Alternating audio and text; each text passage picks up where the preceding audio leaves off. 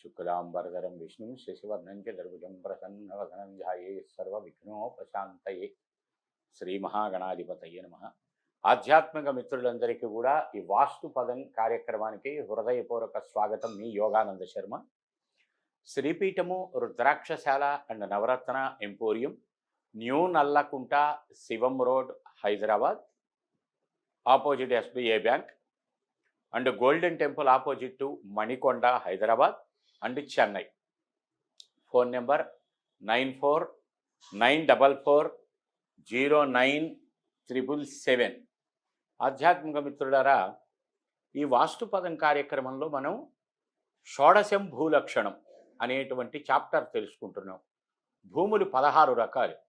ఏ రకంగా భూమి ఉంటే దాని పేరు ఏమిటి, ఏ ఫలితాలు ఇస్తుంది అనేటువంటిది తెలుసుకుంటున్నాం.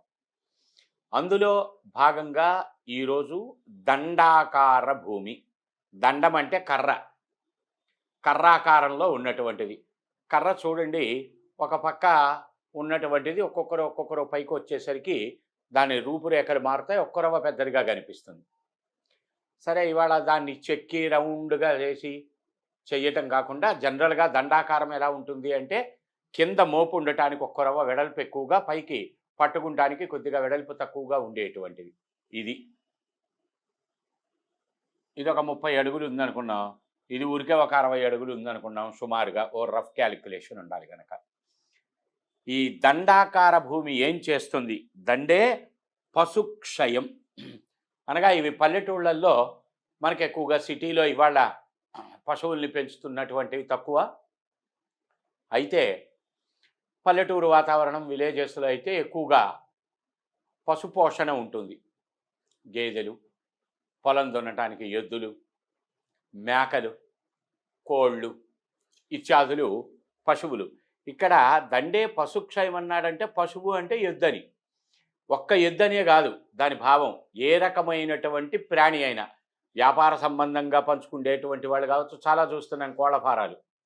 ఒక్కసారిగా కోళ్ళకి ఏదో వ్యాధి వచ్చేసి వేల కోళ్ళు ఒక్కసారి చచ్చిపోయినటువంటివి. వాటి ద్వారా రోగాలు ప్రపంచంలో వ్యాప్తి చెందినటువంటివి. అలాగే గొర్రెల కాపరులు ఉన్నారు, గొర్రెలు పెంచుతూ ఉంటారు. 30, 40, 50, 100, 200 గొర్రెలు ఉంటాయి ఒక్కొక్కళ్ళకి. అవి ఉన్నట్టుండి చచ్చిపోవటాలు, లేకపోతే చర్మ వ్యాధులు రావటాలు, వాటికి విచిత్రమైన వ్యాధులు రావటం, చావటాలు. అలాగే పశువుల్ని పెంచేటువంటి దొడ్లు. దీని తరువాత ఇంకొక ఆకారం వస్తుంది. దీన్ని రివర్స్ చేస్తే ఎలా ఉంటుందో అది తరువాత ఎపిసోడ్లో తెలుసుకుందాము. శూర్పాకార భూమి అంటారు దాన్ని. అంటే చాట వలె ఉండటం. ఇది చాట రివర్సులో ఉంది. ఇది ఇలా పైకి చేస్తే చాట. అంటే ఇప్పుడు చాటలు వాడుతున్న వాళ్ళు లేరుగా. ఇప్పటికీ కొద్దిగా పల్లెటూరు వాతావరణంలో ఉన్నాయి. చాటల్లో వేసి చేదేవాళ్ళు. ఒట్లు కానీ ఏవైనా సరే వాటిని చక్కగా క్లీన్ చేసుకొని ఆ రాళ్ళు గడ్డలు తీసేసి వాటిని సరి చేసుకోవటం.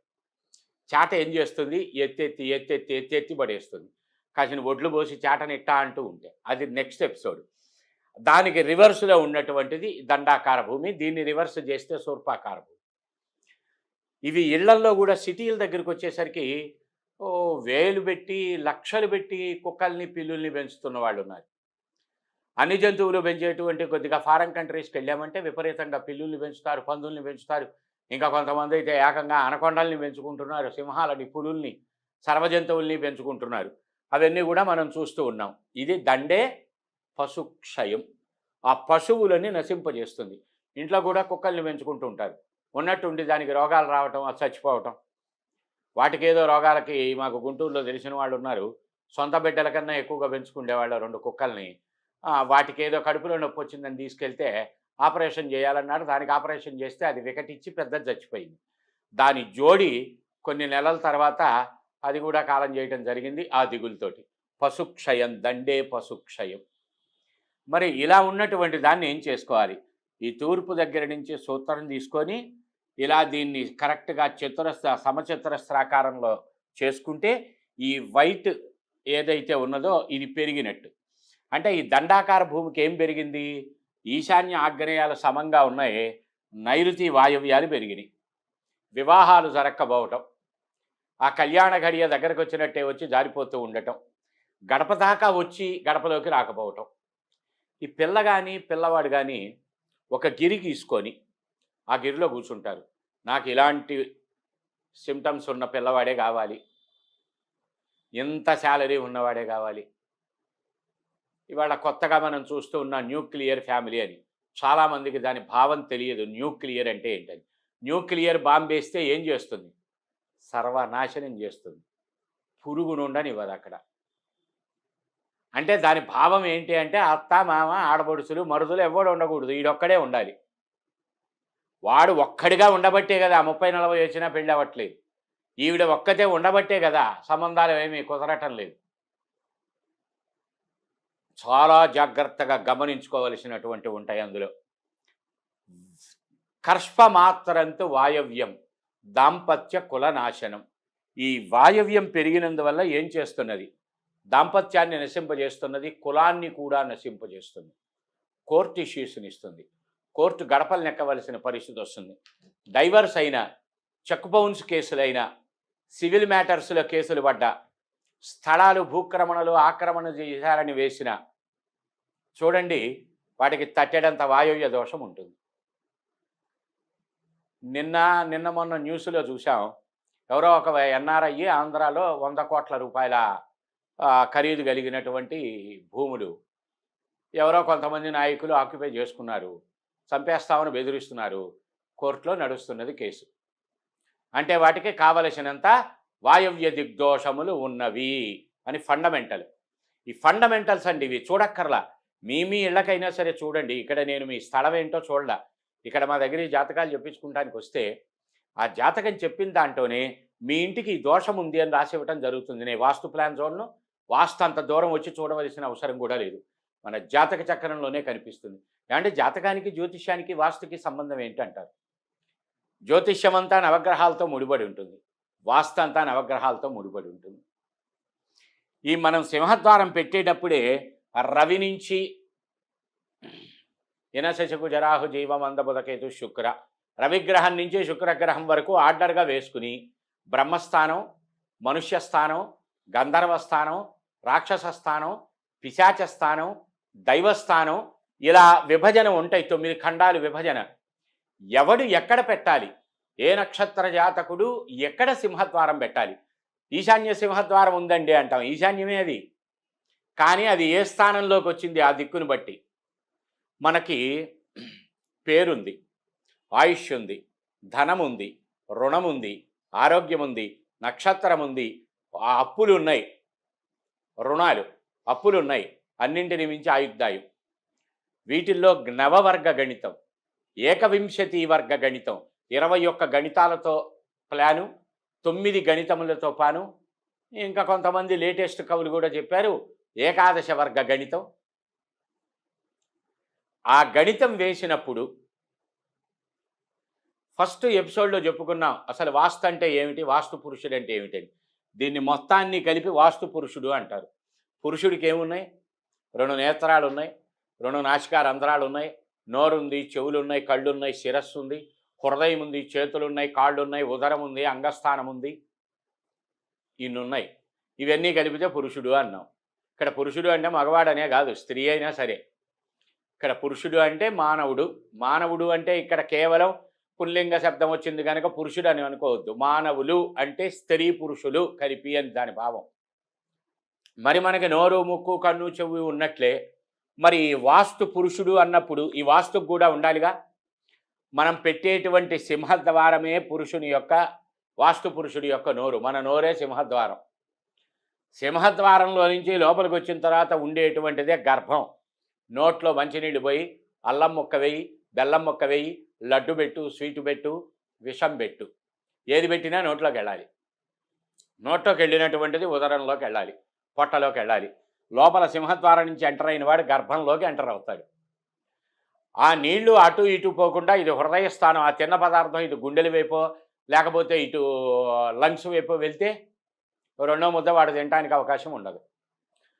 ఉదరస్థానం మనకి గర్భమే, గృహానికి ఉండే గర్భమే మన పొట్ట, అదే వాస్తు పురుషుడి గర్భం. గర్భస్థానం తర్వాత వచ్చేటువంటిది పృష్ఠస్థానం, తిన్న పదార్థం అరిగి మలమూత్ర విసర్జనల ద్వారా బయటికి వెళ్ళేటువంటిది. ఈశాన్యం గుండెకాయ, ఆగ్నేయం ఆహార స్థానం, నైరుతి పంట స్థానం, ఇక్కడ సంసారాలు, పిల్లా జల్లా కలగటం, వంశాభివృద్ధి. వాయవ్యం చెత్తా చెదారం వేసుకునేటువంటిది మలద్వారం, అవి బయటికి పోయేటువంటిది. అందుకే వాయవ్యం పాయకాన సర్వ సౌఖ్యాలమేనా అన్నారు. వాయవ్యంలో మా పశువుల కొష్టాలు కానీ, చెత్తా చెదారం పెట్టుకోవటం కానీ, ఇంట్లో స్త్రీ గృహం ఊడ్చేటప్పుడు కూడా ఈశాన్యం నుంచి మొదలు పెట్టుకుని ఆగ్నేయ నైరుతి మూల నుంచి ఇటు వాయవ్యానికి తోసి మళ్ళీ అటు ఈశాన్యం నుంచి ఇక్కడ మొదలు పెట్టాలి. ఇలా వచ్చి చెత్త ఇక్కడికి తీసుకురావాలి, మళ్ళీ ఇటు తీసుకొచ్చి చెత్త ఈ వాయవ్యానికి తీసుకొచ్చి ఎత్తాలి. బుద్ధి పనిచేస్తుంది, వాయవ్యం జ్ఞానం పనిచేస్తుంది, మైండ్ పనిచేస్తుంది. కానీ మనం ఏం చేస్తామో అందరం ఎక్కడో చోట మొదలుపెట్టి ఆ టీవీ సీరియల్ కనిపించేటట్టుగా అటు నుంచి ఇటు జుమ్ముకుంటూ, ఇటు నుంచి అటు జుమ్ముకుంటూ, ఆ శబ్దం వింటూ ఈ శబ్దం వింటూ చెత్త తీసుకొచ్చి గృహం మధ్యలోకి తీసుకొని అప్పుడు అక్కడ ఎత్తటం మొదలు పెడతాం. అంటే తిన్న చెత్తంతా కడుపులోకి చేర్చి అప్పుడు దాన్ని బయటికి పంపడానికి ప్రయత్నం చేస్తున్నాం. కడుపులోకి వెళ్ళిన ప్రతి మొత్తం అంతా బయటికి వెళ్తుందా? తిన్న ప్రతిదీ బయటికి వెళ్తే మనిషే బతకడు. కొంత జీర్ణశక్తిలో ఉండాలి. ఆ తినకూడని పదార్థాలు అక్కడికి వెళ్ళి స్టాగ్నెంట్ అయిపోయి ఉంటాయి, రోగాలు. బుద్ధి పని చెయ్యదు, వాయవ్యం. కొంతమంది నైరుతికి జుమ్ముకుంటారు. భార్యను చూడంగానే భర్త కస్సుబుస్సు దాటం. భర్త ఇంటికి వచ్చేదాకా బాగుంటారు. భర్తను చూసిన తర్వాత రోగాలు వస్తాయి, నడువు నొప్పులు వస్తాయి, జలుబులు వస్తాయి, దగ్గులు వస్తాయి, తుమ్ములు వస్తాయి, ఇంకా రాకూడనివన్నీ వస్తాయి. టీవీలు చూడటానికి, పనులు చేసుకుంటానికి మాత్రం ఇబ్బంది, టీవీలు చూడటానికి మాత్రం ఏ ఇబ్బంది ఉండదు. రాత్రి 11:30 అయినా 12 అయినా టీవీల దగ్గర కూర్చుంటాం. ఏమిటి సంసారం? నైరుతి దోషం. తులామాత్రంతు నైరుత్యం, వెంట్రుక వాసి నైరుతిలో దోషం ఉంటే. ఎందుకని? అది నిరుతి అనబడేటువంటి రాక్షస స్థానం. రాముడు బయలుదేరాడు యుద్ధానికి. ఉత్తరా నక్షత్రం ఒక సాధన తారా రేపు పెట్టేసేయండి అన్నారు. పునర్వసు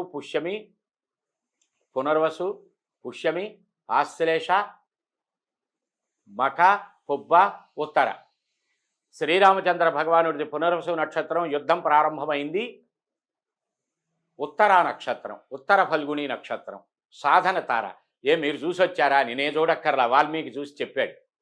వాల్మీకి మహర్షి చేత చెప్పబడినటువంటి రామాయణం, వాల్మీకి రామాయణం. 32 రామాయణాలు ఉన్నాయి. చెంపు రామాయణం అని, చెంబు రామాయణం అని, ఆ రామాయణం అని, ఈ రామాయణం అని. అవన్నీ కథలు, కాల్పనికాలు. ఇప్పుడు ఏదో ట్రోల్ చూస్తున్నాం కాదు, ఏదో సినిమాలో మన ఈ మధ్య రిలీజ్ అయిన సినిమాలో రాముడు చూస్తుండగా రావణాసురుడు సీతమ్మని ఎత్తుకెళ్ళాడు అని. ఎంత చరిత్రకి విరుద్ధం. రాముడు చూస్తుండగా వెళ్ళటమే జరిగే పని. అది కాకాసురుడు అని ఒక శాపవశాన ఇంద్రుడి కుమారుడు కాకాసురుడు అయ్యాడని ఒక కథ. కాకాసురుడు అమ్మ యొక్క క్షీరాన్ని తాగితే జన్మరాహిత్యం అవుతుంది అని వాడు వచ్చి ఆ స్థనాన్ని పొడిచాడు. రాముడు దర్భాసనం వేసుకొని పడుకొని ఉన్నారు. వెంటనే రాముడు ఆసనం నుంచి ఒక దర్భముక్క తీసి బ్రహ్మాస్త్రాన్ని అభిమంత్రించి వదిలాడు కాకి మీద. అప్పుడు వచ్చింది మనకు సామెత, పిచ్చుక మీద బ్రహ్మాస్త్రమా అని. చిన్న మట్టిగడ్డ పెట్టి కొడితే చచ్చిపోయే కాకికి బ్రహ్మాస్త్రం వేశాడు. దేశం మొత్తం తిరిగింది, ఎవరు కాపాడలేకపోయారు. మళ్ళీ రాముడిని వచ్చి శరణు వేడింది. నేను వదిలినటువంటి బాణం అది వితరాండం కాదు, నీ అవయవంలో ఏదో ఒకటి ఇచ్చేయంటే అది కుడికన్ను ఇచ్చేసింది. అందుకే కాకి వలె ఏకాక్షి అంటారు. ఆఫ్టర్ ఆల్ కాకి మీద బ్రహ్మాస్త్రం వదిలినవాడు సీతమ్మ తల్లిని రాముడు చూస్తుండగా తీసుకువెళ్తే రామాయణమే లేదు. ఆ క్షణంలోనే వాడు హతమైపోయేవాడు. కనుక చరిత్రకి విరుద్ధమైనటువంటి పదాలు, చరిత్రకి విరుద్ధమైనటువంటి అంశాలు ప్రోధి చేసి మన దరిద్రం ఏమిటి అంటే, ఈ యొక్క పుస్తక పాఠ్యాంశములలో సర్వభ్రష్టత్వం కలిగినటువంటి కథలు పెట్టి పిల్లలకి, కారణము నలుగురు ఉండకూడనటువంటి విద్యాశాఖ మంత్రులు అవన్నీ తయారైనప్పుడు ఉన్నారు ఆ కాలంలో, ఉండకూడని పర్సన్స్. సో చరిత్రకి విరుద్ధాంశములన్నీ కూడా చెప్పబడ్డాయి అందులో. కనుక ఇవాళ పిల్లలకి ఔరంగజేబు హీరో, లేకపోతే బాబర్ హీరో, రాముడు జీరో. ఒక వెధవ అంటాడు ఆంజనేయ స్వామి అసలు దేవుడే కాదు అని. అటువంటి భ్రష్టుల్ని భగవంతుడే చూడవలసిన పరిస్థితి. ఎందుకంటే చట్టాలు మన చేతుల్లో లేవు గనక, మనమేమీ చెయ్యలేవు గనక వేష్ట పడటం ఒక్కటే మనం చెయ్యగలిగినటువంటి పని. ఆ వేష్ట ద్వారా, సత్పురుషుల యొక్క వేష్ట ద్వారా బయటికి వచ్చేటువంటి కంటి నీరు, ఆ బాష్ప బిందువులు సర్వనాశనం చేస్తాయి వ్యవస్థని నిర్వీర్యం చేసేటువంటి వాళ్ళని. విన్నాంగా నిన్న మొన్నట జరిగినటువంటి మహాభారత కథలో కూడా ఆ అమ్మ తల్లి వస్త్రాన్ని తీయటం, బాష్ప కంటిని వారిన బాష్ప బిందువులు ధరిత్రిపై కురియు దుష్కర దుర్బల దుర్లక్షణములు అని మనం ఆ పద్యాలన్నీ కూడా భారతంలో విన్నాం. కనుక ఇటువంటి వంశక్షయములను చెయ్యటానికి ఇదొక మార్గం. ఎవరైతే ఏమంటే మీరు వాస్తన్నారు కదా, నువ్వు చెప్పినట్టును నేను ఉంటాను, నాకేం జరుగుతుందో చూస్తాను, నువ్వు ఛాలెంజ్ చేస్తావా అని. ఛాలెంజ్ ఏమి చెయ్యక్కర్లా, నువ్వు ఎవరితోటి పోటీలు పడక్కర్లా. అంత వాయవ్యం పెంచుకుని, అంత నైరుతి పెంచుకుని, అంత ఈశాన్యం కట్ చేసుకుని, అంత ఆగ్నేయం పెంచుకుని ఆ ఇంట్లో ఉండు, నీకే తెలుస్తుంది శాస్త్రం యొక్క పటిమేమిటో. దానికి ఛాలెంజ్లు చేయాల్సిన అవసరం లేదు. మూర్ఖులతో వాదన విషాన్నంతో సమానమని చెప్పేవారు మా గురువుగారు. మూర్ఖుడితో వాదన చేయకురా, కావాలని విషం కలుపుకుని అన్నం తిన్నట్టే అని. దేవుడు ఉంటే నాకు చూపించు అంటాడు. దేవుడు ఉన్నాడు, చూపిస్తామా? ఎక్కడి నుంచి తీసుకొచ్చి చూపిస్తాం? విద్యుత్ ఉన్నది, ఉన్నదో లేదో టెస్ట్ చేయాలంటే నువ్వు పోయి ప్లగ్గులో వేలు పెట్టు, ఉందో లేదో తెలుస్తుంది. అలాగే దైవనింద చెయ్యి, ఆయుర్దాయందానంతట అది క్షీణింపబడుతుంది. దానికోసం శాస్త్రం తెలిసినటువంటి వాడు తెలియని మూర్ఖుడితో వాదించాల్సిన అవసరం లేదు. నేనైతే అసలు ఆ వాదన జోలికి పోను. ఈ పెరిగినటువంటి వాయవ్య నైరుతి దిక్కులు ఏవైతే ఉంటాయో వాటిని మనం ఈ రకంగా సరిచేసుకున్నప్పుడు ఆ పెరిగినటువంటి దాన్ని వదిలిపెట్టేసి ఇలా అక్కడ ఉన్నటువంటి స్థలాకారాన్ని బట్టి సమచతురస్రంగానో దీర్ఘచతురస్రంగానో మార్చుకోగలిగితే ఈ దండాకార భూమి నీకు రక్షణనివ్వవలసిన దండంగా మారుతుంది. నీ చేతిలో మంత్రదండం ఉండి నీకెంత రక్షణ? నీ చేతిలో యమధర్మరాజు చేతిలో ఉన్నటువంటి దండం పాశం ఉంది, నీకెంత రక్షణ? అమ్మ పాదాలను ఆశ్రయించాడు, ఇక వాడికి ఎంత రక్షణ? భలే బలం కలిగినటువంటి వాడు గృహంలోనే సర్వరక్షణలో ఉన్నటువంటి వాడు గృహంలో చచ్చిపోతున్నాడు. వాడింటో వాడి సెక్యూరిటీ గార్డ్స్లో వాళ్ళ చేతుల్లో చూసాం మనం. పూజ్యశ్రీ ఇందిరాగాంధీ గారి యొక్క చరిత్ర మనకు తెలుసు. రక్షణనిస్తున్నటువంటి వాళ్ళ చేతుల్లోనే హతం అవటం. నిన్న మొన్న అక్కడ కొలంబియాలోనో ఎక్కడో సరదా ట్రిప్ కోసం అని వెళ్ళారు ఒక ఫ్యామిలీ. తల్లి అది ఎయిర్ క్రాష్ అయింది. తల్లి తండ్రి పైలట్ అందరూ మరణించారు. 4 పిల్లలు, 13 ఏళ్ళు, 11 ఏళ్ళు, 9 ఏళ్ళు, 5 ఏళ్ళు, 4 పిల్లలు. 40 రోజులు భయంకరమైనటువంటి అమెజాన్ అడవులు. కాలు తీసి కాలు పెడితే మరణాన్ని ఇచ్చేటువంటి పురుగులు, క్రిమికీటకాలు, భయంకరమైన కొండ చిలువలు, మృగాలు, పశుపక్షి క్రిమికీటకాదులు, పసి పిల్లలు, ఆహారం లేదు, పానీయం లేదు. గవర్నమెంట్ చేసినటువంటి కృషి అమోఘమైనటువంటి కృషి చేసింది. 40 రోజుల తర్వాత సురక్షితంగా పిల్లల్ని పట్టుకొచ్చారు. అబలే రక్షతి కాననే. బలం లేనటువంటి వాడు కూడా ఆ భగవంతుడి దయ వల్ల అడవిలో రక్షింపబడుతున్నాడు. బలం భక్షతి స్వగృహే. బలం కలిగిన వాడు సొంత ఇంట్లోనే పోతున్నాడు. దైవీ బలే దుర్బలే. దైవ బలం కలిగిన వాడికి దుర్బలత్వం ఉండదు, దైవ బలం లేని వాడికి దుర్బలత్వం అనబడి ఉంటుంది. జాతే బ్రహ్మకు రామాయణం చెప్తున్నది. జాతే బ్రహ్మకు లేఖజో ధనపతిర్ యః కుంభకర్ణానుజ పుత్రశక్ర జితస్వయం దశశిరాహ పూర్ణాభుజాం వింశతి స్వేచ్ఛ కామరధాశ్వ విజయే మధ్యే సముద్రం గృహం సర్వం నశ్యతి. దైవీ బలే దుర్బలే. 10 తలలు, 20 చేతులు, అమోఘమైన సంపద, అఖండమైనటువంటి శక్తి, దేవతలను శాసించినటువంటి ప్రజ్ఞ, వీరత్వం, బలం, శౌర్యం, ఇంద్రుణ్ణి జయించినటువంటి కుమారుడు, శత్రుదుర్భేద్యమైన సముద్ర గర్భంలో లంకా నగరం, సర్వం నిష్ఫలితం తదైవ విధిన. సర్వం నిష్ఫలమైపోయింది. ఎందుకు? దైవీ బలే దుర్బలే. దైవ బలం పోవటం వల్ల ఈ వాయవ్య నైరుతి దోషాలు ఉన్నటువంటి వాళ్ళకి దైవ బలం కోల్పోవటం జరుగుతుంది. చాలామంది జాతకం చెప్పించుకుంటారు, ఏమండి 10th వరకు మా అబ్బాయి బాగానే ఉన్నాడు, ఇంటర్ దగ్గరికి వచ్చేసరికి ఏమిటో చేంజెస్ వచ్చినాయి, చెప్పిన మాట వినడు, హఠంగా పెంకిగా మొండిగా తయారయ్యాడు, బ్యాడ్ స్నేహాలు, బ్యాడ్ హ్యాబిట్స్, ఎలా కాపాడుకోవాలి అని. ఒరే నాయనా, పోయిన నైరుతి వాయవ్యాలను సరి చేసుకోరా, వాడు బాగుపడతాడు. వాడిని తీసుకెళ్ళి రీహాబిలిటేషన్ సెంటర్స్లో వేస్తే బాగుపడ్డావు. ఆ మనోవేదనతో ఆ జబ్బు నీకు వస్తుంది, నీ భార్యకు వస్తుంది. ఇంతమందికి చెప్పడం జరిగింది, వాళ్ళు సరి చేసుకుని బాగుపడటం జరిగింది.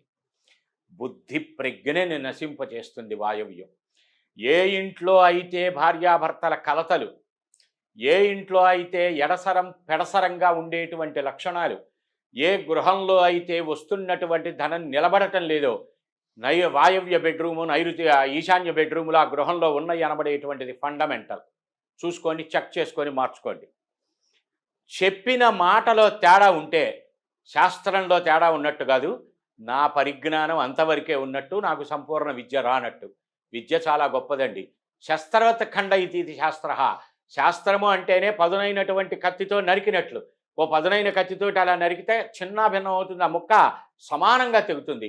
అంత పర్ఫెక్ట్గా చెప్పేటువంటిది శాస్త్రం. దాన్ని చదివినవాడు చక్కగా చెప్పగలడు, చదవని వాడు చెప్పలేడు. అపోలో హాస్పిటల్లో వైద్యం చేస్తే వికటిచ్చిన వాడు ఉన్నాడు, ఆర్ఎంపీ డాక్టర్ వైద్యం చేస్తే బాగుపడి ఇంటికి వచ్చిన వాడు ఉన్నాడు. కనుక వీడు అపోలో డాక్టర్ కంటే గొప్పవాడని కాదు, వీడి వ్యాధికి సరైనటువంటి మందు వాడి దగ్గర ఉంది, వాడి దగ్గర లేదు. చెప్పేటువంటి వాడిది దోషం తప్ప శాస్త్రం దోషం కాదు కాదు కాదు.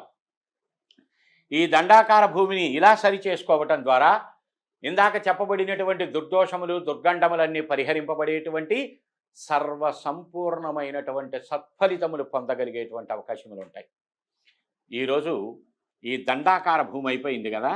ఇందాక చెప్పాను, దండాకార భూమి దండే పశుక్షయం.